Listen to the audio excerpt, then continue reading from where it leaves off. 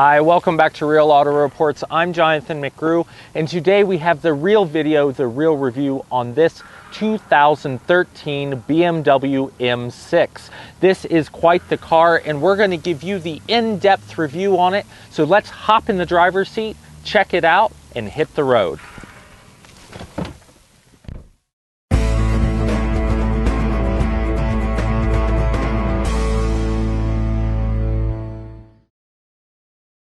Hi, welcome back to Real Auto Reports. We are in the 2013 BMW M6, and this is quite the vehicle. I mean, it would have to be for the $123,000 that the Moroni sheet that we have says this car is. Now that really, the reason I mentioned that so early is because we really need to tell you that this car has been marked as pre-production on our sheet. And so that means that some of the pricing and figures might change a little bit. And so you just have to expect that with a car that is this special. And the 13s are going to be fairly rare anyway. The M6s are not a high production run. So what we want you to know is that base price on this car is right around $103,000 according to our sheet. Now, I went out on the BMW USA website and looked at it, and it's at 108. So again, you're going to see a little bit of discrepancy there. So when I say that this car is $123,300 and some odd dollars, somewhere in there, just know that in your market, that might change just a hair. So just keep that in mind. And now we're going to get into the details of this car. And this is a pretty cool car. If you have a chance to drive one or own one, we're going to tell you whether we think that's a good thing or not. So join us. All right, so we had the 2012 BMW 650i on our YouTube page, and we did an in-depth and a first impressions review just like we're doing on this 2013 M6. Now, the difference is that this M6 has some interesting features like auto stop start technology, just like the 335i we tested for 2013. That's on our YouTube page. So all of these things that we're going to talk about in this 13 BMW show an uplift in technology, usability, and even efficiency from this car. Now, the thing you won't find in this 2013 M6 is the efficient dynamic system that we talked about in the 650i. This car is not meant to do that. It's meant to do this and really move. And yes, that was about 60 miles an hour, all from a dead stop. This is a car that will do that in a split second, it seems, but it's really about 4.1 seconds. Now, if you want to go 0 to 100 over 120, you're going to do that in just a little over 12 seconds. And this is all made possible by the new V8 engine that they're putting in these M6s as opposed to the V10. Now, the engine in this car is a 4.4 liter V8. It's got 560 horsepower, 500 foot-pounds of torque, and of course, it's got the M systems on it. And what I mean by that is there are all these buttons right here along the shifter, the steering, the suspension, and the way that the engine is tuned, basically. It's indicated in an RPM gauge style icon. And what they're trying to convey here is that you can set this to efficient, you can set it to sport, and you can set it to Sport Plus in the way that the engine management system and transmission are being controlled. Then you have your comfort, your sport, and your Sport Plus in both the suspension and the steering settings. Of course, that is going to stiffen this car up the more you go towards Sport Plus, and stiffen the steering up the more you go towards the Sport Plus setting. Which means that this car can really do a lot of different things for you. It can be a little more docile, a little more usable in town. And then if you take it out into the mountains, or preferably at a track day, and BMW does some great track days, you can then really open this car up. What I'll tell you is that this car has so much power, and being that it is rear-wheel drive, it will really scream if you put your foot in all the way down on the accelerator, put it in down on the floor, and you will really move in this car and lay rubber right from a stop. And that's something that you have to consider, because we're up here in the Rocky Mountain region, and the climate does get kind of unfriendly up here. In fact, just last weekend, we had a foot of snow. So the M6 is going to not be as usable to me in this climate as the 650i with the all-wheel drive xDrive, right? So those are some things to consider when looking at whether you want this level of performance. Now, it does have some pretty cool cachet when you're driving out on the street. In the M6, there's almost too much to cover. There's almost not a review that could be done in 12 or 14 minutes that we could tell you everything. So we're not going to cover so much the entertainment system and all of that. That is pretty much the same as it was on the 650i. It's got the controller here to the right of the shifter, and it's got all the functions you would expect. What is different is the wheel is different for 2013, and this is the M Sport wheel. We've got the M Sport seats with the active seat cushion in the bottom. So you've got a button right in front of the memory seat buttons that will move and roll the cushion for you. And that's kind of nice if you're on a longer drive or if you're in traffic. Because these are sports seats and they are fairly firm, you're going to find that that'll help if you start to feel some discomfort from sitting in traffic for a long time. It is a fairly aggressive active system, so it pushes up on the right side of your butt and then on the left side, and so it takes a little bit of getting used to, but it can be a nice feature for you. And then of course you have these active bolsters that you can push in and out, which is fairly standard. We had that in the M Sport seats in the 650. So these are very adjustable seats. You've got the power extension for your thighs and 2 memory settings on each side of the car. So the passenger can also get their seat all set. And they also have the active seat as well. You've got your gauge cluster, which is a little different than the 650i. It's got the 3 notations for the suspension, steering, and engine management settings. You're going to find that in this car, you also have the fairly standard computer trip gauge over here on the left. And then in the middle, you have your drive indicator for the transmission positions. Now, one of the things that's interesting about that is in any drive mode with the iDrive system, it's going to tell you what gear you're in. And then you have this button right behind the shifter that is going to allow you to change the way that the transmission is shifting. This is a dual clutch 7-speed transmission. And I think this is pretty cool in that I can turn this button all the way up and all of a sudden the transmission holds a lower gear. And it's got 3 settings, so I can drop it down one, it'll go back to 4th, and then I can drop it down another one and it'll go up into 5th gear at the speed that I'm cruising. So basically what it's doing is dropping you a gear for every setting you move it up. And it will make it more aggressive so that you have more power on tap when you want it. And this is just one of the many settings in the M system that allow you to drive this car the way you want to and with the amount of power you need. Obviously, with 560 horsepower, you're not going to be able to use all that power all at once or put it to the road, depending on the situation. So these systems really help.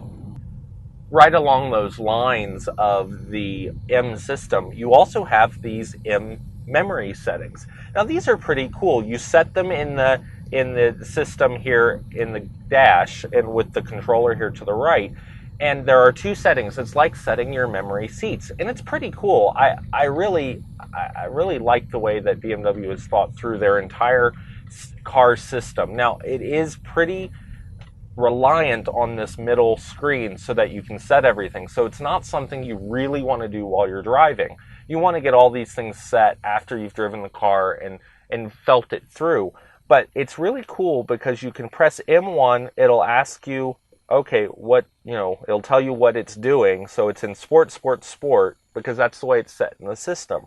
You can then go to M2. It's going to ask me to confirm, because in M2, the way that it's set in the system right now is that the steering's in sport, everything else is in sport plus, and the traction control has been turned completely off.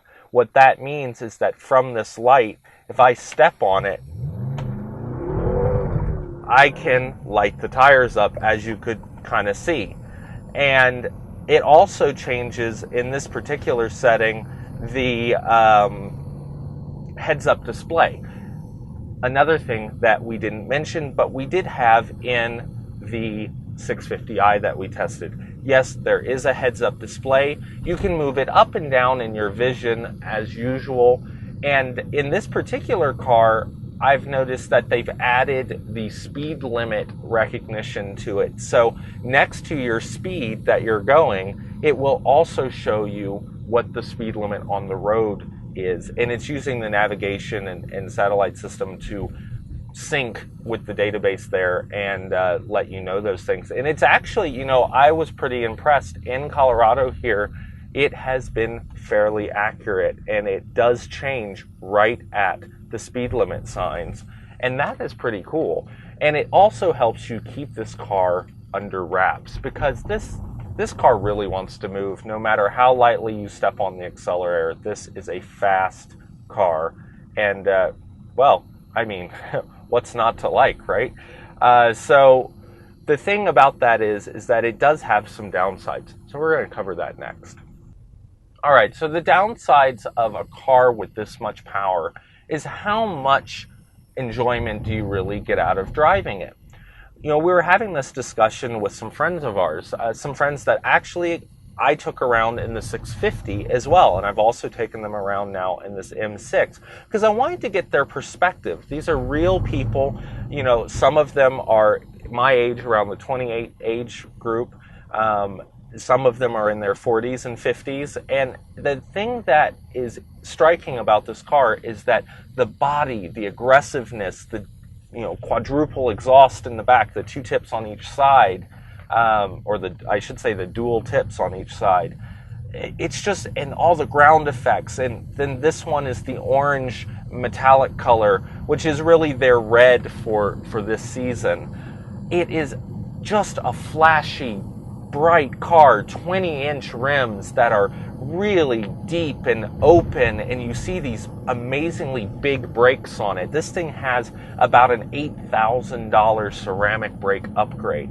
This is just not your normal everyday car, and especially not at $120,000.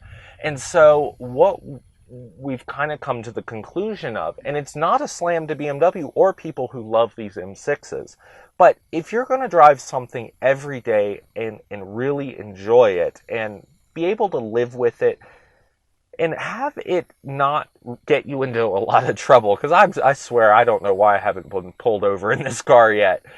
The 650i has more horsepower in 2013 than it did in 12 when we tested it. I believe it had 400 horsepower in 12, and I believe it's up closer to 425 for 2013. So, check those numbers, but I believe that is right. It did get a horsepower bump.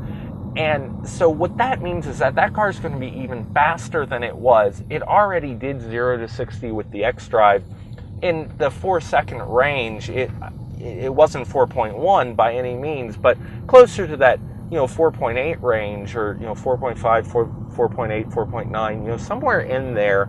I don't have those figures on me, but the point is that with the xDrive, you could turn all the traction systems off, lay into it from a light, and put that power to the road and just move. And not only that, when you drove it in the rain and the snow, it would be a lot more capable and a lot more livable. So depending on your climate and the comfort level you expect to have when you drive it on a daily basis, that 650i to me is more attractive.